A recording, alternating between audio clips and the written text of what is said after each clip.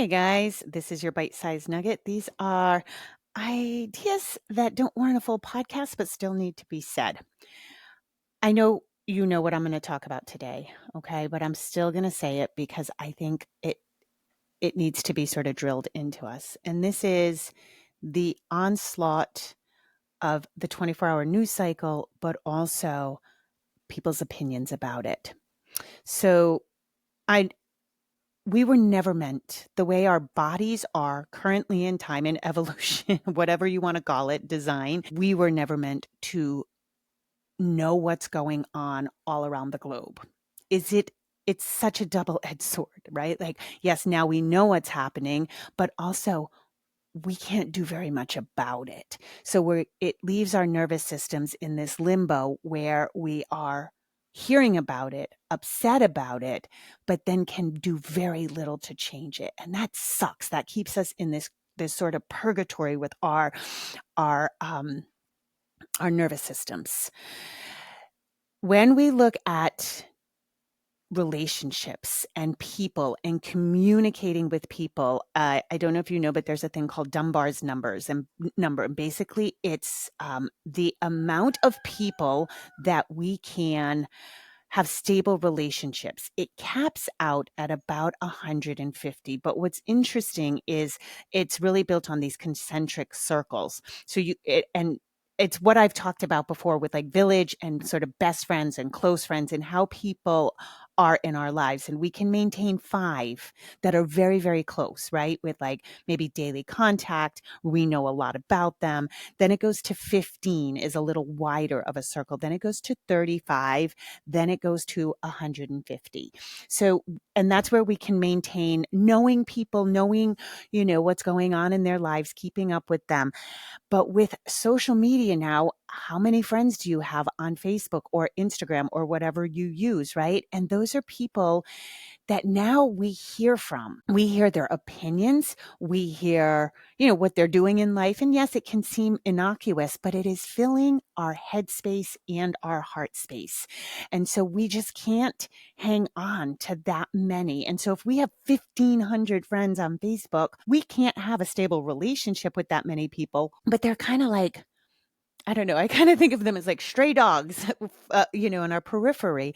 And it's a lot, especially when we look at global issues, politics, and people's opinions flying at us. And it keeps our nervous systems on edge. It keeps us wound up in fight or flight. And the same goes for the 24-hour news cycle. Oh my gosh. I'm reading a little bit because I'm going to have Lenore Skenazy on the podcast. She's the person who termed free range kids, and it's shocking to me, the 24-hour news cycle. Literally, they want, especially if there's kids in it, if kids get the most clicks. So if kids are being harmed, if kids are in danger, they're going to lead with that. They're going to make it as scary and as heart-wrenching as possible because that's what gets people tuned in, logged on, clicking the things. We know, I'm not really sure if you understand what clickbait is. We know that certain headlines, certain articles are clickbait. But what that means, people get paid. They get money for the amount of clicks.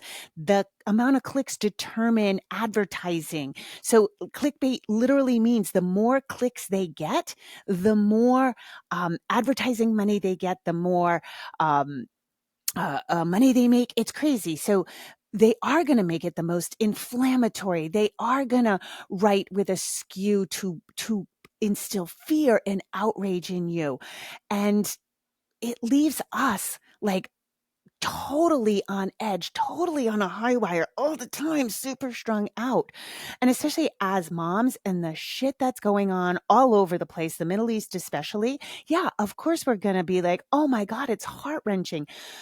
But again, it's a weird place to be because we can't do anything about it. And I just want to let you know, I do not care who you are. Spewing outrage on social media without actually doing activism is not activism, okay?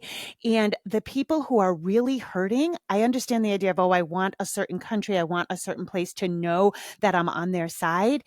they're not seeing your social media. They're embroiled in a war. Okay. They're not seeing your social media and saying, oh, great, this person's on my side. So what it just does to you is your nervous system again is in fight, flight, or freeze because you're so outraged. A lot of this is fight, right? And then what happens is you're putting this on social media. Do you feel good about it? Maybe it just gets you worse.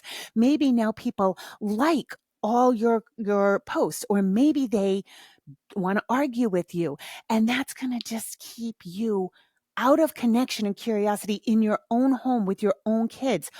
We are, and people will say, oh, this is first world problems to be burnt out and to the way we're operating. Yes, it's first world problems because we're in a first world. We have different problems than mothers who are embroiled in war. Absolutely. And it does no good to try to be as upset as a mom in war. It doesn't do any good to our own home, okay? Because we're not at war, and are we lucky for that and privileged? Absolutely. But that is a fact, okay? And we were just never meant to know about this. And again, is it good that we know? Yes, because then we can try to affect change in a way that will actually affect change. And you know what the number one thing for affecting change is us. In every spiritual tradition, the way to change yourself, the world, is to change yourself. I'm pretty sure that's a song lyric in quite a few songs, but it's true. We change, we address our wounds, our behavior. The human race is walking around wounded. And the more you start to heal your wounds, and I say this not from a place of like spiritual superiority, but the more you heal, the more you realize how many people on the planet are walking around unconsciously playing out, projecting out their wounds, their childhood, their shitty upbringing. And that's why we have war, because we have shitty leaders who were not parented correctly. So the best fucking thing we can do to change the world is to start small. We start with us. Okay. And if you are so concerned about other global events, which again, yes, we need to be aware of them, but you have not figured out how to stay regulated with your own kids in your own home, and you have wounds and you're getting triggered left, right, and center from your kids, guys, heal you. It is not privileged to work on yourself in times of distress, because you are the one who's going to affect the change. We start small and it's ripples.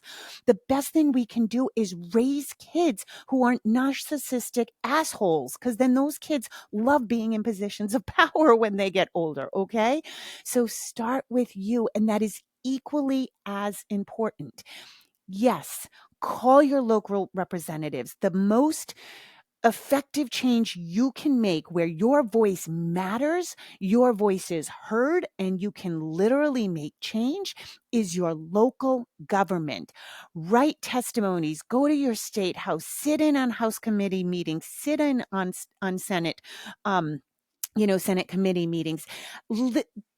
I'm going to do another podcast on this, but Pascal has killed 2 bills himself as a kid at 9 and 10 years old. Okay. So this is where we feel powerful, empowered, and we can affect some change.